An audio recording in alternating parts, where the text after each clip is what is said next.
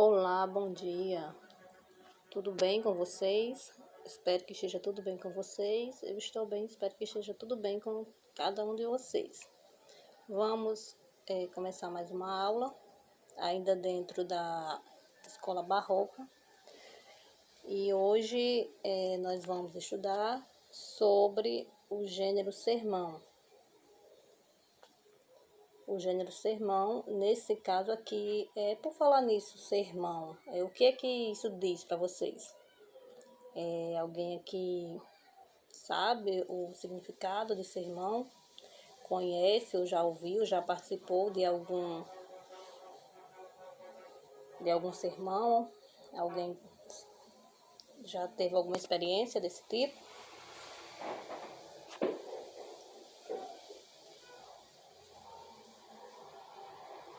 Bom, eu vou apresentar aqui para vocês o slide e a gente vai conversar um pouco mais. Eu vou passar aqui mais algumas informações para facilitar o entendimento de vocês, para poder compreender do que se trata esse texto literário, como é construído, em qual escola ele surgiu, enfim, vamos estudar sobre as características que compõem um sermão.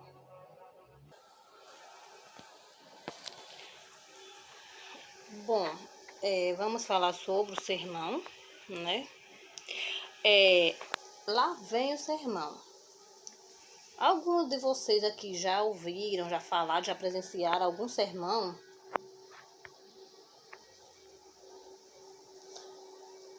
Provavelmente sim, né? Talvez não aqui a gente não vai tratar daqui do sermão no sentido figurado, tá? Não é isso.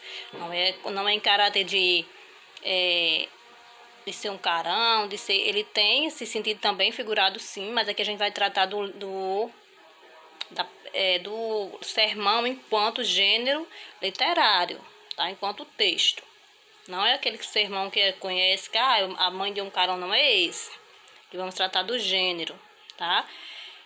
Então, o sermão é um texto literário, escrito em prosa, que ele foi escrito, um dos maiores expoentes dos sermões e do barroco é o Padre Antônio Vieira, certo? Que eu vou trazer um trechinho de um dos sermões, que é o sermão de Santo Antônio aos Peixes. Pregava Santo Antônio em Itália, na cidade de Arimino, contra os hereges, que nela eram muitos. Que tem mais um outro trechinho que permite até entender mais ou menos como funciona a estrutura de um sermão. Suposto isto, para que procedamos com clareza, dividirei peixes os vossos sermãos em 2 pontos. No primeiro, louvar-vos-eis as vossas atitudes. No segundo, repreender-vos-eis os vossos vícios. Bom, aqui dá para exemplificar bem o que seria mais ou menos um sermão. Ele é um texto em prosa, escrito em prosa, com linguagem rebuscada, geralmente em metáforas, usa algumas figuras de linguagem, em sua maioria, e traz ensinamentos. Ele é construído primordialmente para passar um ensinamento, uma mensagem para um público. E nesse caso aqui, nessa época, na época do Barroco, mais especificamente, seriam a temática religiosa, poderiam contar também histórias, da humanidade ou alguma mitologia também. Vou falar mais isso adiante. O conceito do sermão seria um discurso com finalidades religiosas feito a alguém para um fim moral ou virtuoso. O sermão, ele faz parte da escola barroca, certo? Na sua estética, ela contém traços do barroco, mais especificamente o cultismo, que é o rebuscamento linguístico, a linguagem rebuscada. Ele utiliza na elaboração do sermão, é usado geralmente um jogo de palavras. E nesse jogo de palavras são utilizados basicamente as figuras de linguagem. O conceptismo também é uma característica muito presente nos sermões, que seria esse conceptismo, ele teria o foco no conteúdo, na forma, muito bem elaborado, com uma linguagem culta, uma linguagem muito rebuscada. Ele faz um jogo de ideias, certo? Se utiliza da retórica, da argumentação para poder convencer. Ele se utiliza da arte de persuadir. Tá? No conceptismo é basicamente isso, seria isso. Tem também presente o dualismo, que seria um contraste, o paradoxo também, que é uma figura de linguagem, em torno da terra e do céu, do terrestre, do celeste, das virtudes e dos defeitos ou pecados, enfim, seria mais ou menos em torno disso aí, seria uma questão mais mitológica. Conta também a religiosidade medieval e o paganismo, que trata-se também disso aí, das virtudes e pecados. Só volta aqui. Aqui tem um pouquinho, fala um pouco da biografia do Padre Vieira, do Padre Antônio Vieira, que nasceu em Lisboa em 1608, morreu na Bahia em 1697, né? Veio para o Brasil com 7 anos, entrou para a Companhia de Jesus e, por defender algumas posições favoráveis aos índios e aos judeus, ele foi perseguido pela Inquisição, foi inclusive preso, passou 2 anos preso. E depois a igreja, acho que o absorveu desses crimes, considerados crimes, enfim, dessas acusações, e seguiu com os seus sermões. E foi considerada uma das maiores obras, com muita poética e bastante poética, apesar de ser escrita em prosa, mas tinha muita poesia em suas obras. Aqui é só uma ilustração de, como já te falei, das características. Bom, aqui agora só para exemplificar com relação ao ocultismo e as figuras de linguagem presentes nas obras de Vieira. Um destaque aqui, deixa eu só posicionar aqui essa câmera. Pronto. As mais presentes são a metalinguagem, onde ele fala do Evangelho, da Bíblia, utilizando o próprio Evangelho nos seus sermões. Tem a hipérbole, que é o exagero, também muito presente, os exageros nas obras barrocas, não só nos sermões, mas como em todas as obras barrocas, a hipérbole, ela é muito presente, o exagero. A metáfora também, a metáfora ocorre muito. Ele sempre faz a comparação também. A metáfora e a comparação, elas são um pouco parecidas, mas a metáfora, ela é mais presente. As mais presentes são a metalinguagem e a metáfora. A antítese e o paradoxo também, né? A antítese também ocorre muito, que são os opostos, o contraste, o paradoxo, o contraste. Elas ocorrem muito. E aqui eu coloquei 2 exemplos de alguns trechos de Vieira. Os homens, com suas más e perversas cobiças, vêm a ser como os peixes, que se comem uns aos outros, e os grandes comem os pequenos. Então, esse trecho aqui é do sermão do Santo Antônio aos Peixes, onde ele faz uma crítica aqui à ganância, ao capitalismo, ao dinheiro, que até isso aqui também é muito atual. As obras de Vieira, eles se encaixam muito bem na atualidade, são na contemporaneidade. Eles são muito presentes. As coisas que ele ensinava, os seus ensinamentos, hoje cabem perfeitamente ainda para serem refletidas. Os homens, com suas más e perversas cobiças, venha a ser como os peixes, que se consomem uns aos outros. Isso aqui é um exagero. Comem-se uns aos outros. É um exagero. Então, é uma figura de linguagem que era utilizada, comumente utilizada nos sermões de Vieira. Outra também aqui, esse trecho que é de uma outra citação de Vieira. Muitos não têm o coração dentro em si, senão fora de si e muito longe. Fora de si porque não cuidam em si mesmo. E muito longe de si, porque todos os seus cuidados andam só atentos e aplicados a coisas temporais e mundanas que amam. Aqui também tem, muitos não têm o coração dentro de si, também é uma metáfora nesse caso. Tem também aqui as inversões das frases também, que seria um hipérbato. As frases elas não estão escritas na ordem direta, algumas elas estão trocadas aqui no que diz respeito à sintaxe no caso. Quando ele fala só, deixa eu só verificar aqui.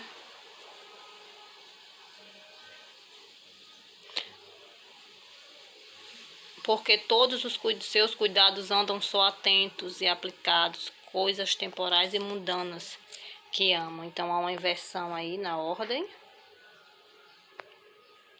Aqui também, só para exemplificar, só para ajudar, no caso do entendimento do que se trata um sermão, eu fiz aqui uma comparação entre um sermão de Vieira, só para trazer para vocês. Nesse caso, eu quero deixar claro aqui que não é nenhuma a escolha dos trechos, dos textos, não é uma questão religiosa, tá? Não foi devido à religião que foi escolhido o trecho, foi apenas pela semelhança de produção de texto, que inclui, realmente são da mesma parábola da Bíblia, e nesse caso só para facilitar o entendimento. Hoje ainda ocorre nas igrejas católicas, o sermão é aquela parte da missa que ocorre a homilia. Seria a mesma coisa, a mesma construção de textos do sermão. E nesse caso aqui, nessa primeira parte aqui, eu vou ler aqui a primeira parte do sermão de Vieira. Referente, essa aqui é do sermão da sexagenária, que é referente à parábola do semeador. Então, seria a comparação aqui do sermão de Vieira e do sermão do Papa Francisco, nosso Papa. No sermão de Vieira, ele explicou a parábola do semeador da seguinte forma, a seguinte fala: o trigo que semeou o pregador evangélico, diz Cristo, é a palavra de Deus. Os espinhos, as pedras, o caminho à terra boa em que o trigo caiu são os diversos corações dos homens. Os espinhos são os corações embaraçados com cuidados, certo? Aqui também há uma metáfora, com riquezas, com delícias, e neste afoga-se a palavra de Deus. Aqui há uma hipérbole, um exagero também, um paradoxo também poderia até dizer, porque não, no caso não tem como afogar-se a palavra, então seria um paradoxo também, fora do comum.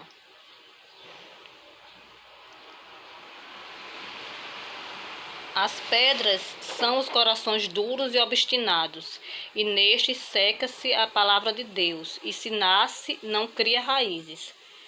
Aqui seria uma comparação, uma metáfora comparando a palavra com a semente.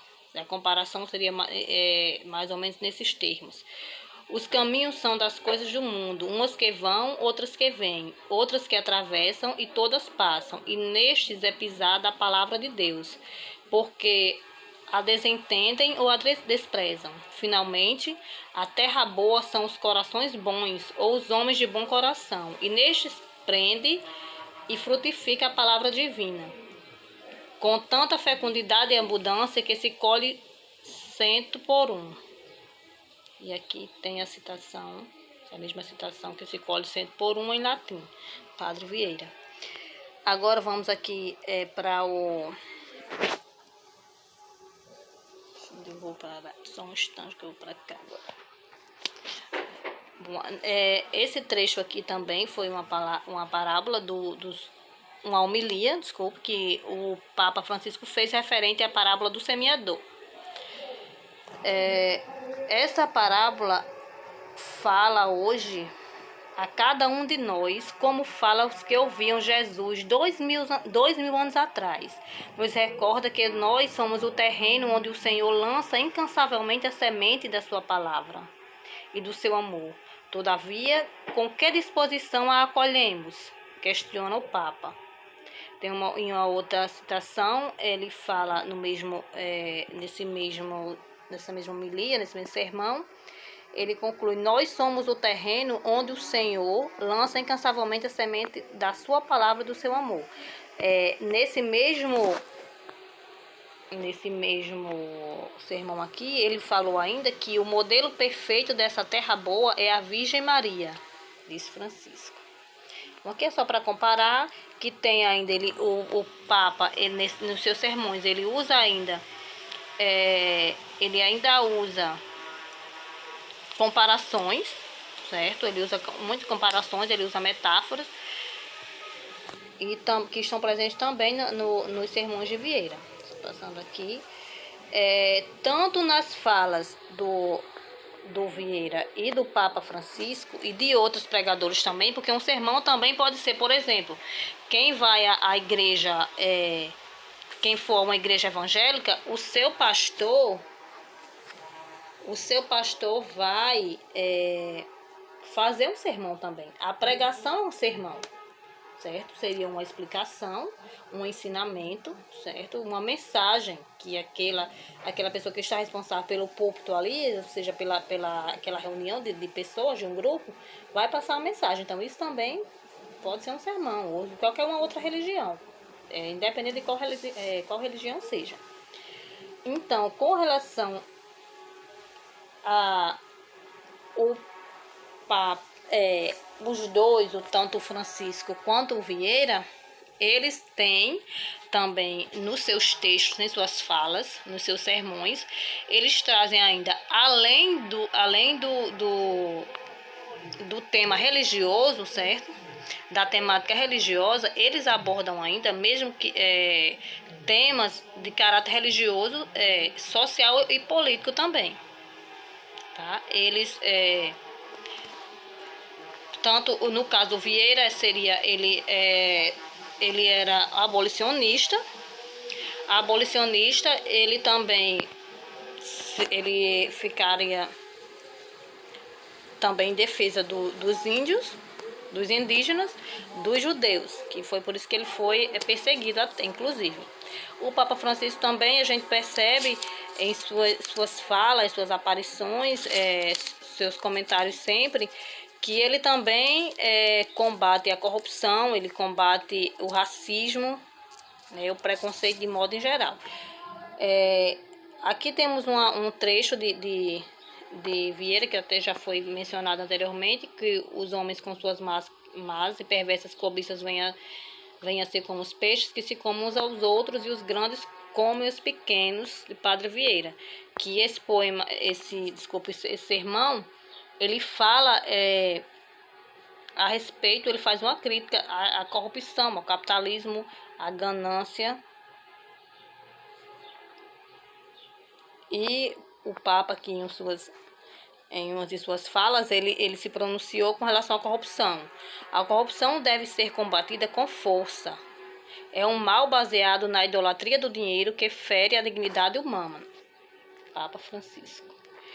Em outras ocasiões também ele chegou a comparar a corrupção com câncer, com uma praga. Ele sempre está relacionando a corrupção a uma doença, a um mal para a humanidade.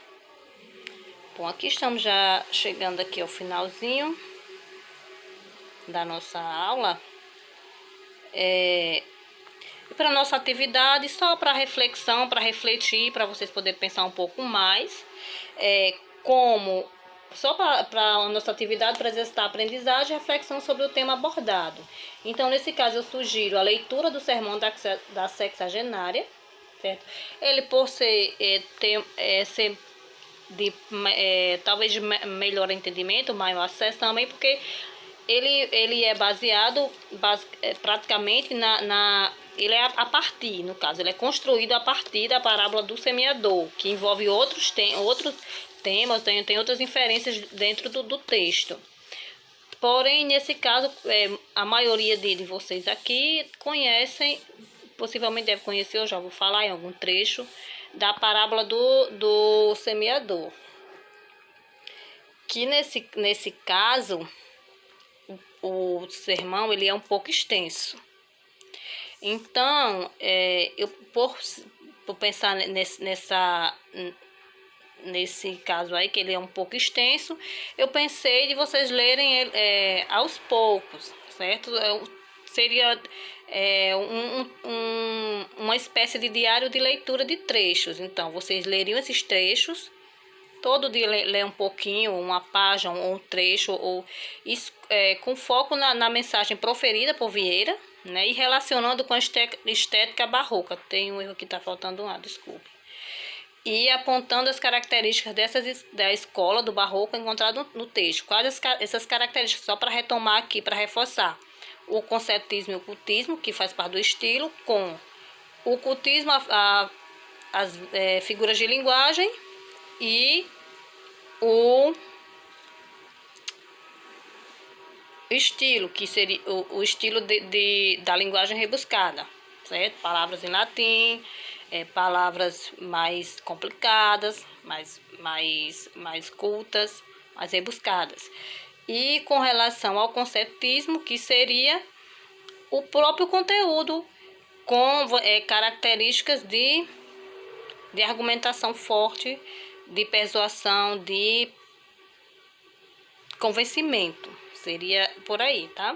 Então é só ler, identificar, verificar a mensagem. Se vocês quiserem também expressar sua opinião, pode ficar à vontade também. Cada dia vocês lêem um pouquinho, escreve um pouquinho sobre aquilo que você leu. Ou que você entendeu, ou que lhe chamou a atenção. Se viu que tem alguma metáfora, alguma antítese, se tem algo contraditório, se tem um paradoxo, se tem a metalinguagem. Qualquer uma das figuras, aí você já grifa ali e coloca, encontrei, figura de linguagem, especifica, mostra um trechinho da citação. E se quiser expressar alguma opinião, também pode ficar à vontade. Se concorda, se não concorda, pode ficar à vontade. O diáriozinho é seu. Então, você escreve um pouquinho, cada dia do trechinho que você leu, você tira um pouquinho e escreve. Tá? É só para exercitar mesmo, para entender melhor como funciona, como é construído o sermão. E como ele é incluído dentro da perspectiva da escola barroca. E aqui, só para fechar nossa aula, vou ler só um trechinho aqui da fala de Vieira. Deixa eu só centralizar um pouco aqui para ver se eu consigo ler. Para ensinar é necessário amar e saber, porque quem não ama não quer, e quem não quer não sabe. E quem não sabe não pode, quem não pode não sabe. Deixa eu só... Para ensinar é necessário amar e saber, porque quem não ama não quer, e quem não sabe não pode. Só para ficar aí para reflexão, uma também das falas muito conhecidas do Vieira, esse trecho aí da citação. Bom, gente, então é isso. Obrigada, tenham um ótimo dia. Obrigada pela companhia de vocês, tá? Bons estudos, leiam o sermão, boa leitura, escreva, tira um tempinho para ler, para escrever, para exercitar, tá? Nós nos encontramos na próxima aula. Podem fazer isso tranquilamente, é só uma atividade de exercício. E depois aí a gente vê como a gente corrige, se compartilha, se não. Depois a gente combina direitinho como vai ser isso aí. Só para exercitar mesmo, para ler melhor. E também devido ser um texto um pouco extenso, tá? Ótimo dia para todos vocês. Ótimo dia. Um bom dia. Tchau. Fiquem bem. Ah, fiquem em casa. Fiquem bem, fiquem em casa, tá? Não passou nada disso, não. Tchau.